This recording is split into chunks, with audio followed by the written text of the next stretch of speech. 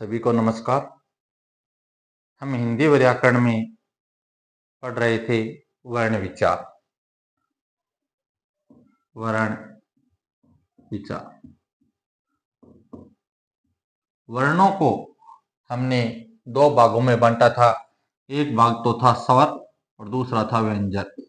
तो हम स्वर पढ़ रहे थे और हमारा चल रहा था स्वरों का वर्गीकरण। स्वरों का वर्गीकरण और वर्गीकरण के आधार पर हमने स्वरों को 5 भागों में बांटा था। 5 भागों में बांटा था। कल की क्लास में हमने स्वरों के जो 5 भाग हैं वो पढ़े थे, लेकिन कुछ टेक्निकल एरर की वजह से, यानी जो 3 भाग के बाद चौथा और पांचवा जो वर्गीकरण हमने पढ़ा था उसमें आवाज नहीं पहुंच पा रही थी। तो आज हम चौथा और पांचवा स्वरों का वर्गीकरण है वो दोबारा से पढ़ लेते हैं। तो नंबर 4 है जो वर्गीकरण है वो है मुखाकृति के आधार पर स्वर। मुखाकृति के यानी मुख की आकृति के आधार पर स्वर। तो मुखाकृति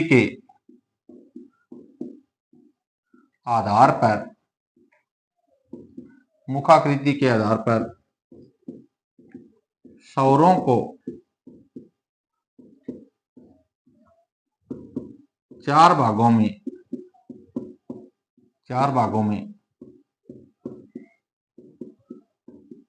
बांटा जा सकता है।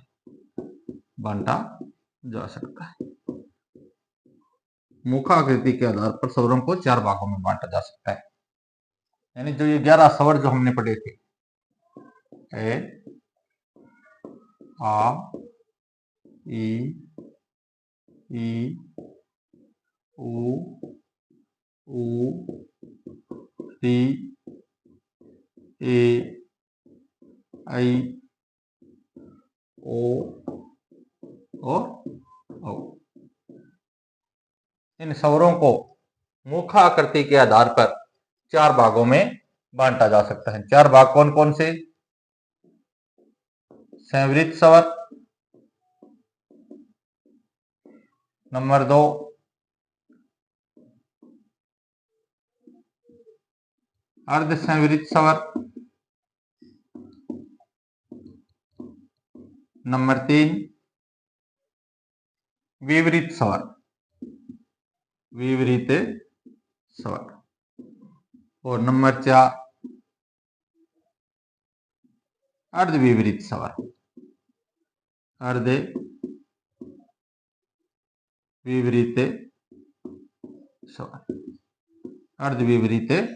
स्वर। जो प्रतियोगी परीक्षा है उस प्रतियोगी परीक्षा में अधिकतर स्वरों से संबंधित अगर कोई प्रश्न पूछा जाता है तो या तो जीवा की क्रियाशीलता के आधार पर पूछा जाता है या फिर मुखाकृति के आधार पर पूछा जाता है। तो ये परीक्षा की दृष्टि से महत्वपूर्ण है। सबसे पहले हम पढ़ते हैं संवृत स्वर। क्या पढ़ते हैं? संवृत स्वर किसे कहते हैं?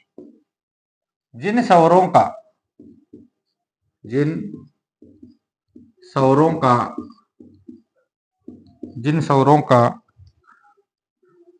उच्चारण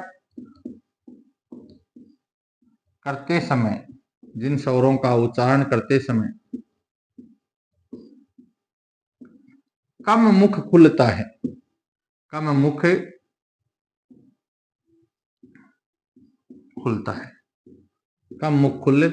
खुलता है उन्हें संवृत स्वर कहा जाता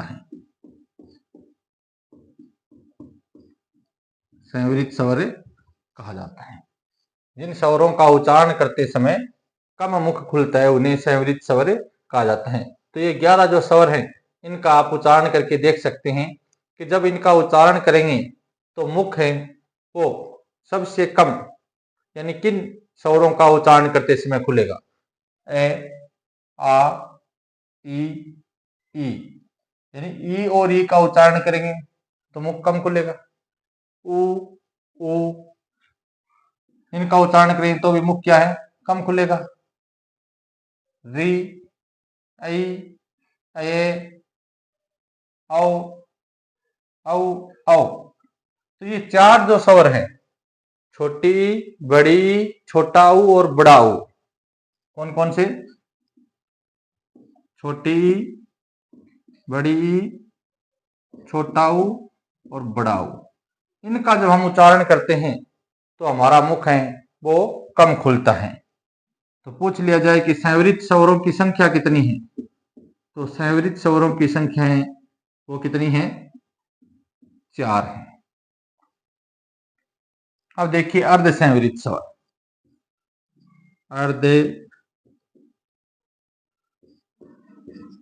संवरित स्वर, अर्ध संवरित स्वर, जिन स्वरों का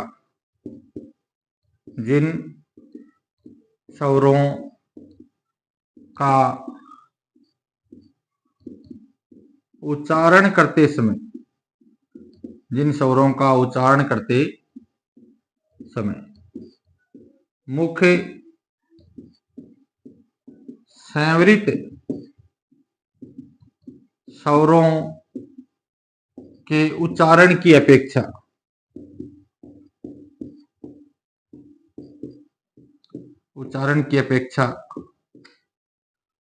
थोड़ा अधिक खुलता है, थोड़ा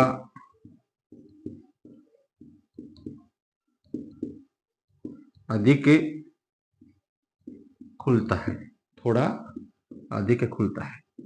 उन्हें अर्ध संवरित स्वर कहा जाता है, अर्ध संवरित स्वर कहा जाता है।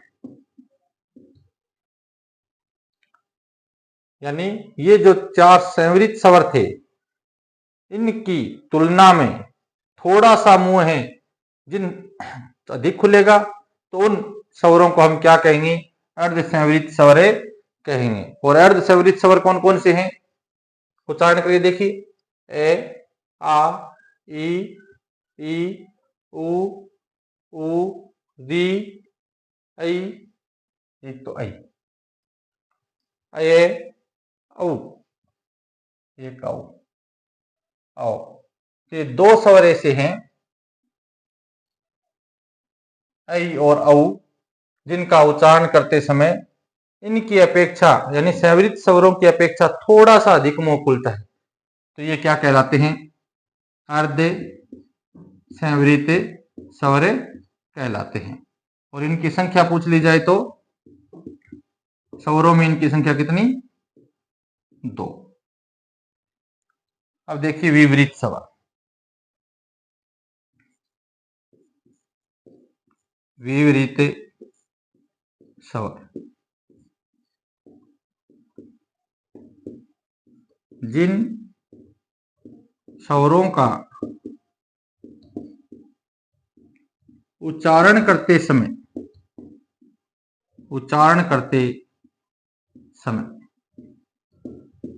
मुख अधिक खुलता है, मुख अधिक खुलता है, मुख अधिक खुलता है, उन्हें विपरीत स्वर कहा जाता है, विपरीत स्वर कहा जाता है। क्या कहा जाता है? विपरीत स्वर कहा जाता है। अब ये जो 11 स्वर हैं, इन 11 स्वरों में से जब उच्चारण करेंगे, यानी 2 ये और 2 ये 4 तो किस में आ गए? संवरित स्वर में आ गए। और ये जो 2 हैं, ये किस में आ गए? अर्ध संवरित में आ गए। अब अपने पास में शेष बच गए 5, ए, आ, री और ऐ और औ।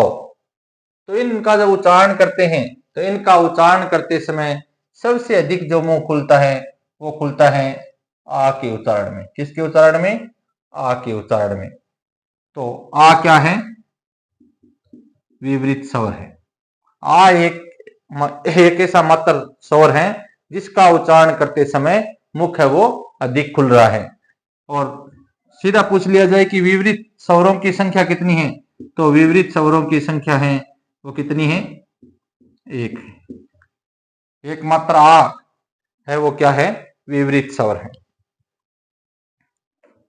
अब नंबर 4 देखिए, अर्धविवरित स्वर। अर्ध विवरित स्वर। अब ये जो अर्धविवरित स्वर होते हैं इनका जो उच्चारण है, इनका उच्चारण इन दोनों के बीच का होता है। इन दोनों के बीच का होता है। यानी इनका जब हम उच्चारण करेंगे तो अर्ध संवरित स्वरों के उच्चारण में जो मुंह खुला था उससे तो थोड़ा अधिक खुलेगा, और जो विवरित स्वरों के उच्चारण में जो मुंह खुला था उससे थोड़ा कम खुलेगा। तो इनका उच्चारण करते समय यानी मुख की जो स्थिति है, आकृति है, वो इन दोनों के बीच की होगी। तो कह सकते हैं जिन स्वरों का उच्चारण करते समय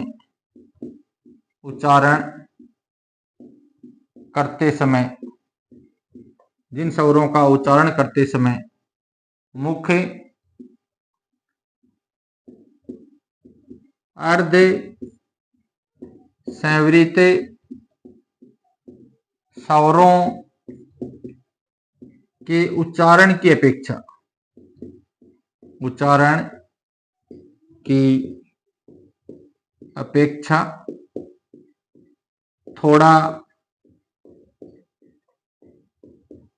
थोड़ा अधिक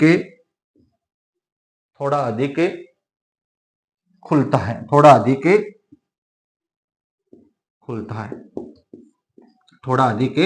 खुलता है। और विवरित स्वरों के उच्चारण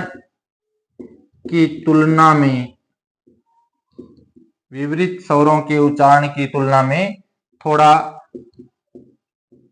कम खुलता है।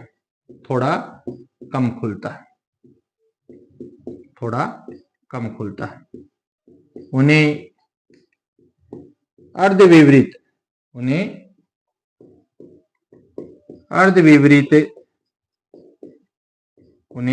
अर्धविवरित स्वर कहा जाता है। अर्धविवरित स्वर कहा जाता है। क्या कहा जाता है? अर्धविवरित स्वर कहा जाता है। अब ये अर्धविवरित जो स्वर हैं वो कौन कौन से हैं? ए अर्धविवरित स्वर है, उसके बाद में आई और औ। ये जो तीन है, संख्या पूछ ली जाए तो इनकी संख्या कितनी है? 3। अर्धविवरित स्वरों की संख्या कितनी है? 3। इसके अलावा ये पूछ लिया जाए कि जो आगत ध्वनि है, यानी जो आगत ध्वनि है जो हम इस तरह से लिखते हैं, आगत ध्वनि, इस आगत ध्वनि है इसका उच्चारण यानी मुख आकृति के आधार पर किस तरह या किन स्वरों की तरह किया जाता है, तो हम कह सकते हैं कि आगत ध्वनि का उच्चारण है वो भी अर्धविवरित स्वर की तरह ही किया जाता है। इसको क्या कहते हैं? आगत ध्वनि। क्या कहते हैं? इसका चिन्ह इस तरह से लगा हुआ होता है। ये शिरोरेखा है, शिरोरेखा के ऊपर इस तरह से, ये क्या है? आगत ध्वनि। आगत ध्वनि किसे कहते हैं?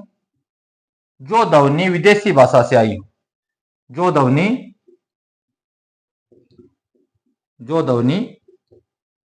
विदेशी भाषा की हो,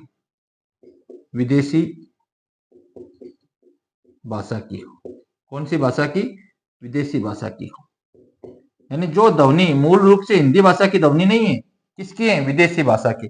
और कौन सी विदेशी भाषा से ये ध्वनि हिंदी में आई है? तो ये आई है अंग्रेजी भाषा से। किससे? अंग्रेजी भाषा से। अंग्रेजी भाषा से, तभी इसको क्या कहते हैं, आगत ध्वनि कहते हैं। और ये पूछ लिया जाए, ये जो आगत ध्वनि है, इस आगत ध्वनि का उच्चारण, क्या उच्चारण किन दो स्वरों के बीच का है, तो इसका उच्चारण है वो आ और औ के बीच का है। यानी इस ध्वनि से बनने वाले जो शब्द हैं, या ये ध्वनि जहां आती है, उसको न तो आ बोला जाता है, न इसको औ बोला जाता है, न इसको आ बोला जाता है, न इसको औ बोला जाता है। जैसे हम अंग्रेजी के शब्दों को हिंदी में बोलते हैं, जैसे हम कहते हैं कॉफी, जैसे हम कहते हैं नॉलेज, जैसे हम कहते हैं कॉलेज, जैसे हम कहते हैं डॉक्टर, डॉक्टर, जैसे हम कहते हैं हॉल, जैसे हम कहते हैं वॉश।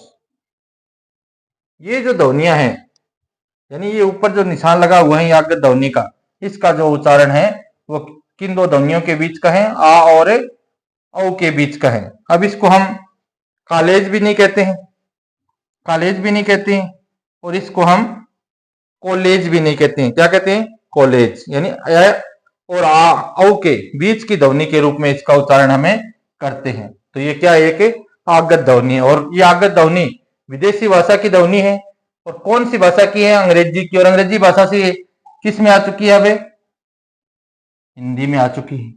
हिंदी के शब्दों के साथ हम इस तरह के, इस ध्वनि से बने हुए जो शब्द हैं, उनका हम हिंदी भाषा में प्रयोग कर रहे हैं। तो आप इसका स्क्रीनशॉट लेना चाहो तो ले सकते हो।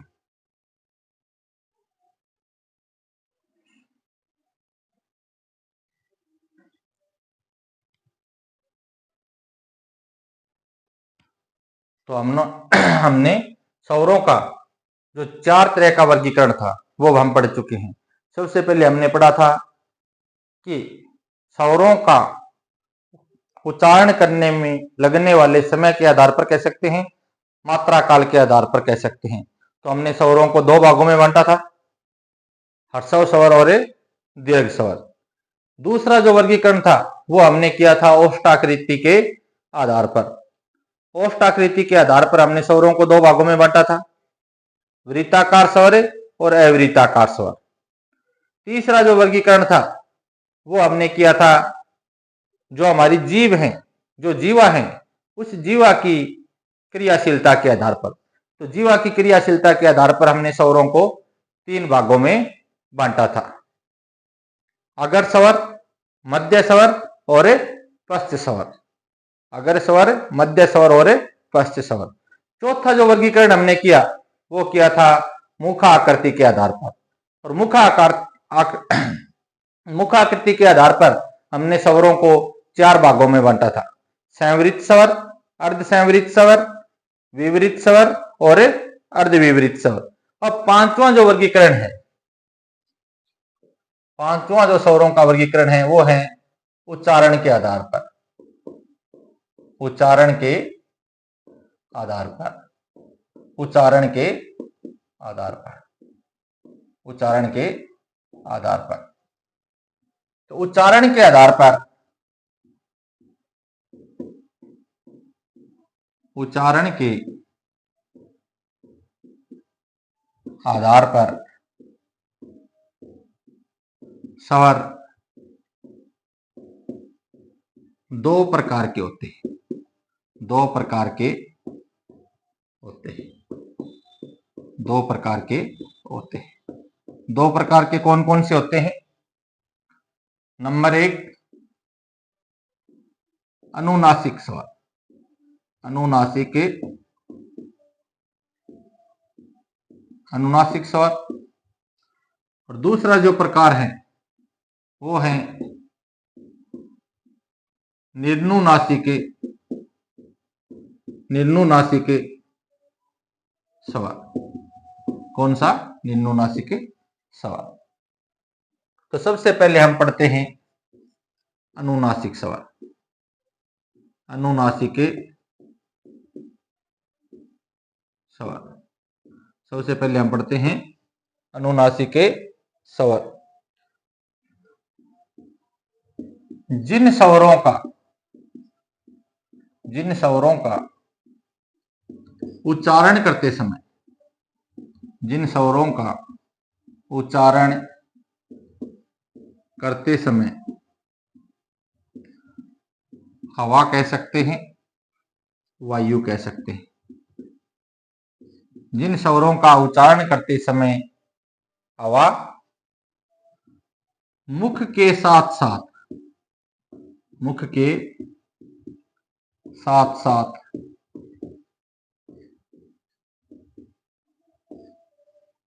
नाक से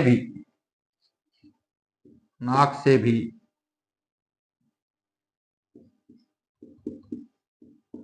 बाहर निकलती है, नाक से भी बाहर निकलती है, नाक से भी बाहर निकलती है, उन्हें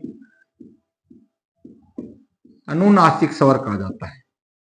अनुनासिक स्वर, अनुनासिक स्वर कहा जाता है, अनुनासिक स्वर कहा जाता है।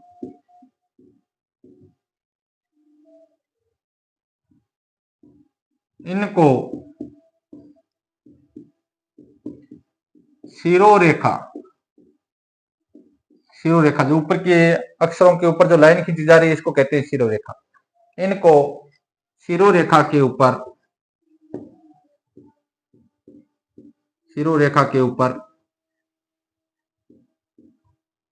चंद्र बिंदु, इसको क्या कहते हैं? चंद्र बिंदु। शिरोरेखा के ऊपर चंद्र बिंदु लगाकर लिखा जाता है।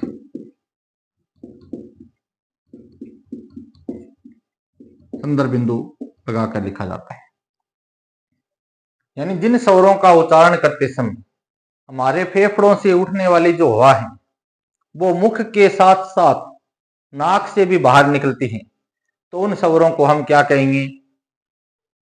अनुनासिक स्वर कहेंगे।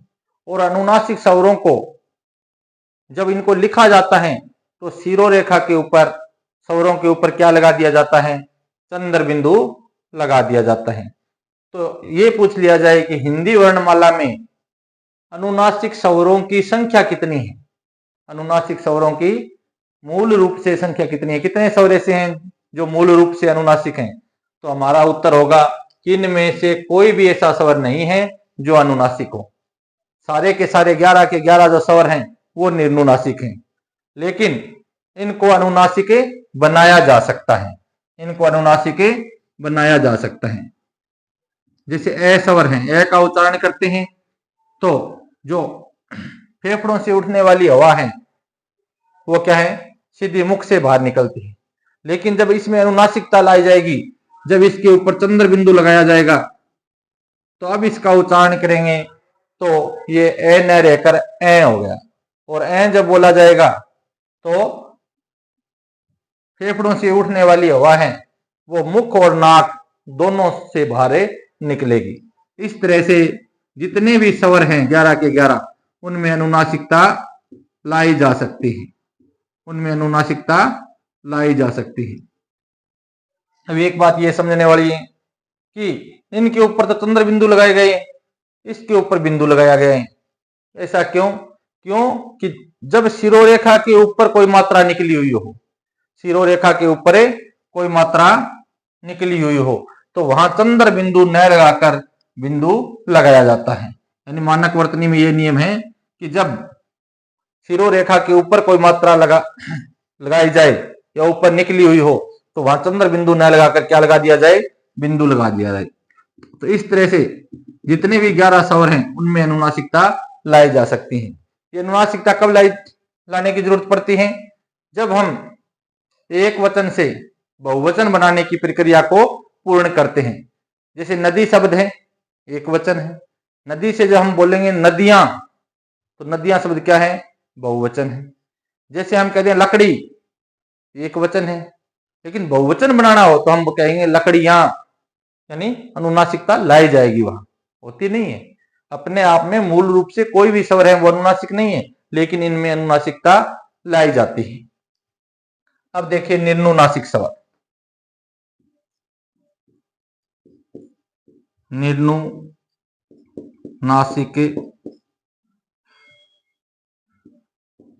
स्वर, निर्नुनासिक स्वर जिन स्वरों का उच्चारण करते समय, जिन स्वरों का उच्चारण करते समय, जिन स्वरों का उच्चारण करते समय हवा या वायु, जिन स्वरों का उच्चारण करते समय हवा मुख से बाहर निकलती है, मुख से बाहर निकलती है, उन्हें निर्नुनासिक, उन्हें निर्नुनासिक स्वर कहा जाता है, निर्नुनासिक स्वर कहा जाता है। हिंदी वर्णमाला के, हिंदी वर्णमाला के सभी से अभिप्राय हैं 11 स्वर, 11 ही सभी 11 स्वर, सभी स्वर मूल रूप से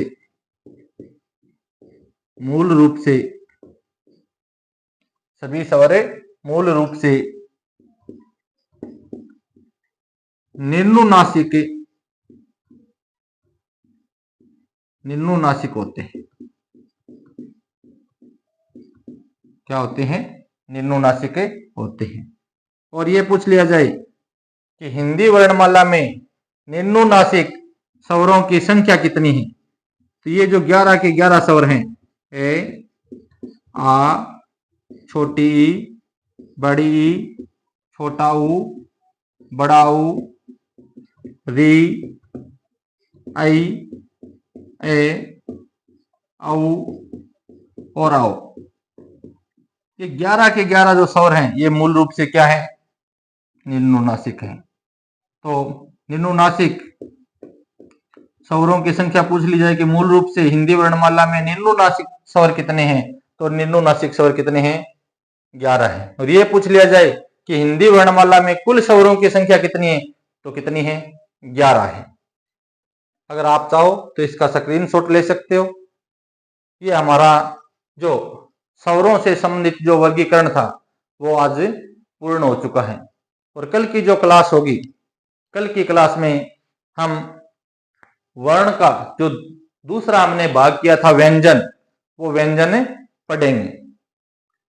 अब सबसे महत्वपूर्ण बात है कि जो प्रतियोगी परीक्षा है उसमें अगर स्वरों से संबंधित कोई प्रश्न पूछा जाता है और सामान्य क्वेश्चन रहता है, तो वो सबसे पहले समय यानी स्वरों के उच्चारण में लगने वाले समय के आधार पर या मात्रा काल के आधार पर ह्रस्व और दीर्घ में से ही पूछ लिया जाता है, या फिर स्वरों का जो उच्चारण स्थान है, जैसे ऐ और औ का जो उच्चारण स्थान है उसमें से प्रश्न वहां से पूछ लिया जाता है, या फिर स्वरों की संख्या पूछ ली जाती है। वर्गीकरण में सबसे महत्वपूर्ण जो है पिछले परीक्षाओं में जो प्रश्न पूछे गए हैं वो जीवा की क्रियाशीलता के आधार पर और मुखाकृति के आधार पर जो स्वरों का वर्गीकरण है वो पूछा गया है। अब स्वरों से संबंधित आपसे कोई भी किसी भी कंपटीशन में कोई प्रश्न पूछा जाएगा तो हमने विस्तार पूर्वक स्वरों पर चर्चा की है। अगर आप ध्यान से और पूरे मनोयोग से यानी एकाग्रता के साथ इनको एक बार भी अगर आप अच्छे से पढ़ लोगे तो आपका कोई भी प्रश्न है वो गलत नहीं होगा। आपके सारे प्रश्न हैं उनके उत्तर सही होंगे। धन्यवाद।